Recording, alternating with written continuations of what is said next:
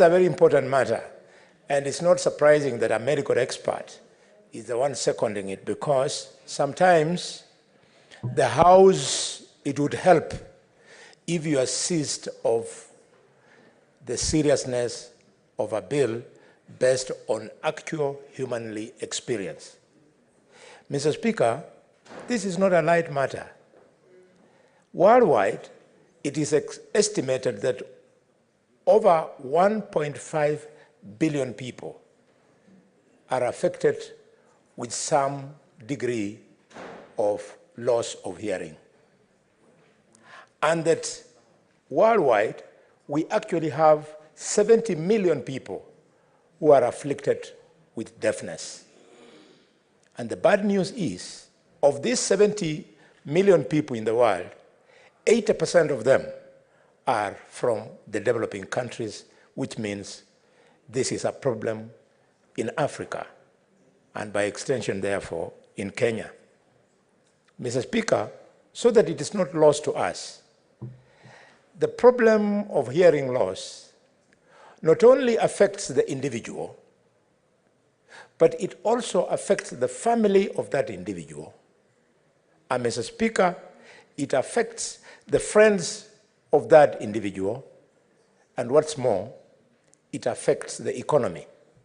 These people are not able to make their contribution in creation of the commonwealth, of the family, the commonwealth of the community, the commonwealth of a nation. And therefore, Mr. Speaker, as I request members that we all stand behind Senator Sige and Senator Professor Margaret Kamal in quickly passing this bill, I would like to draw their attention on really what causes loss of hearing. The commonest cause, Mr. Speaker, is the natural aging process. As people age, so does loss of hearing become more and more evident. Then we have the contribution from accidents. It can be a mass accident, you are involved in a road traffic accident, or a direct hit on the hearing organ or hearing organs. Mr. Speaker, something which really lost to many Kenyans and which is very important is deafness as a result of noise pollution. And noise pollution is so rampant that it comes from some very bad places and some very good places. We all would be happy to condemn the music, loud music in the estates, the loud music in disco matangas that takes place in villages, because they are bad. But we are also lost, honorable members, to the fact that churches are causing serious noise pollution. Some of the churches, and I don't wish to name any, they will go on playing their drums and shouting and preaching late into the night. And Mr. Speaker, this actually causes pollution. And with that pollution, slowly by slowly, people lose their hearing capacity. Is it lost on you, members, that some of the very loud preachers, and I know my own brother Bishop is looking at me with very keen eyes. I'm speaking technically, not emotionally. It should not be lost on us that if you listen to a preacher who preaches most of the time, they tend to speak louder because they think the people that they are talking to are not hearing them, so they raise their voices. It's because their hearing capacity has by itself gone down. Mr. Speaker, without the proper intervention, we have diseases that affect the ear, the nose, the throat, and these diseases actually lead to loss of decrease in hearing. What is more scary is that 60% of the young people, 18 years and below, who therefore this bill is really attempting to uplift, they get deaf because intervention was not met at the proper time. And the proper time is simple, Mr. Speaker, to encourage our women when they are pregnant to attend child maternal clinics.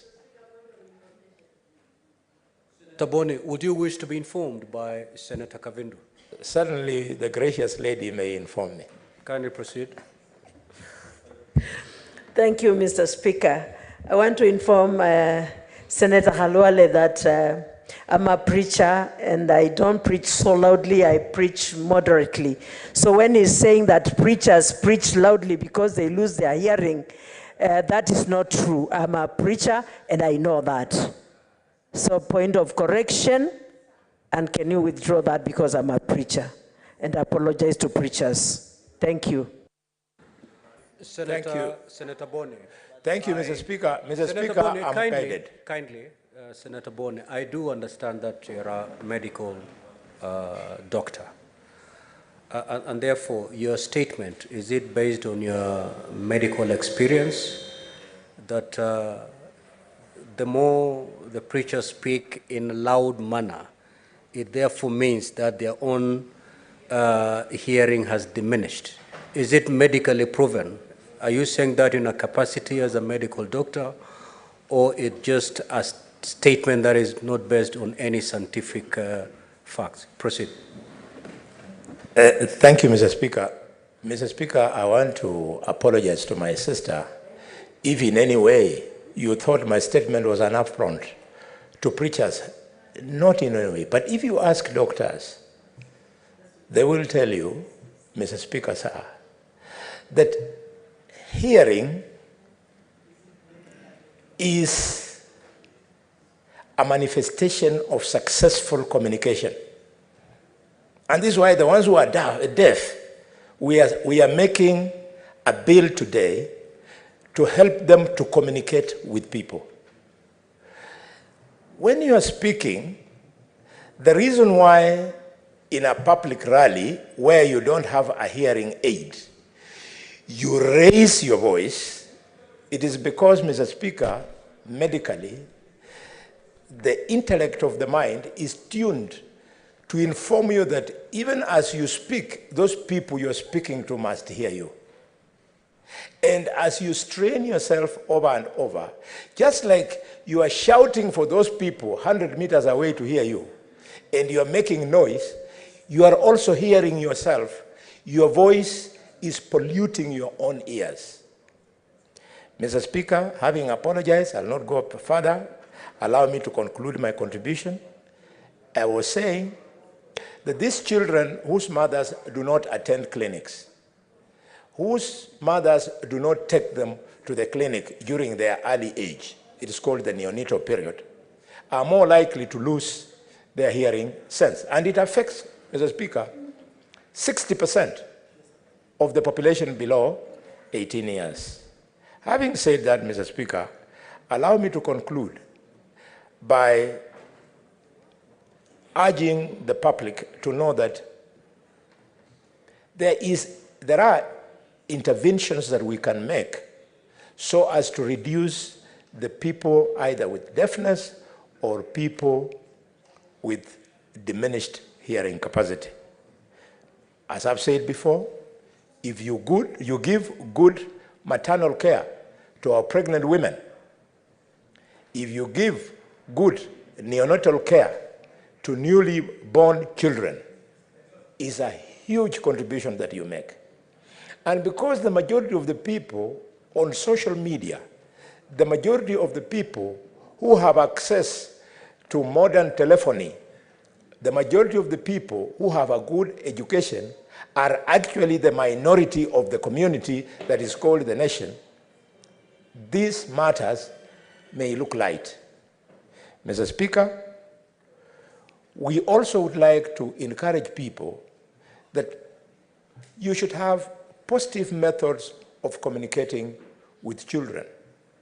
Because some of the children with diminished hearing loss, Mr. Speaker, if you don't talk to them positively, especially if you are a teacher, you might think that this child is foolish. Positive communication means you talk to these children when you have, Mr. Speaker, eye contact. And members of the public ought to know that as we create this law, we have got hearing aids that actually make a difference. This House knows the common one that you see as loops that are looped into the child's ear or the patient's ear. They help. We also have, where families can afford care, we have what we call cochlear implants,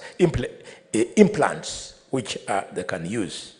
And then finally, the most important, and I'm happy it is captured in this bill, the government, both national and county, must make their own contribution in increasing the number of interpreters. In fact, Mr. Speaker, if you go to some of our rallies, if you watch some of the football matches, if you watch some of the crusades, the people who normally do interpretations are volunteers. They know in their own minds that in that crowd, in that audience, we have people who are not hearing. So they make their own contribution. So it would help, Mr. Speaker, that we all contribute towards increasing the number of interpreters. With those many remarks, I wish to second the bill as moved. Thank you, Mr. Speaker. Thank you, Honourable Senators. I now proceed to propose the question that the Kenyan Sign Language Bill, Senate Bill